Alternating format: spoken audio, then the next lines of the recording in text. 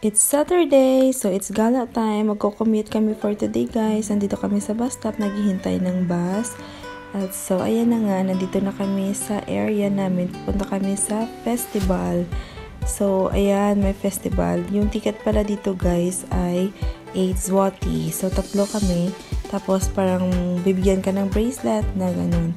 So, ito yung loob niya, guys. Ayan, may maraming mga nagti-trading dyan. So, pwede kang bumili ng mga food, drinks, coffee, chocolates, kung ano-ano, guys. Ang daming mga sweets.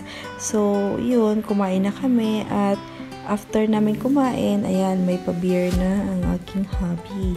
So, yung kinain namin kanina ay yung Georgian food, tapos Chinese, and nagkape din kami, cappuccino, and after nyan, beer na ang sunod. So, tinry namin yung 8 na taste ng beer, kung ano yung mga lasa niya. So, mga organic beer yan para siya, guys. After nyan, so, pumunta na naman kami dito sa my park. Dito yung park. Malapit lang din doon sa, guys, sa trade center. So, ito yun siya. Ito yung mga spot dito nila.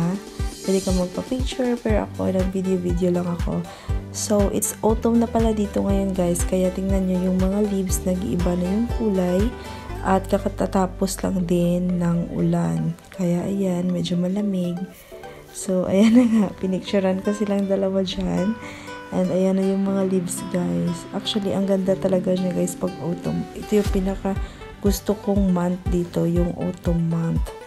So, ayan, lakad-lakad muna tayo dito sa park. Tapos, uwi na kami, guys. So, ayun lang siya. Gala-gala dito sa Poznan area. At ito yung mga views dito. Ito yung park nila dito.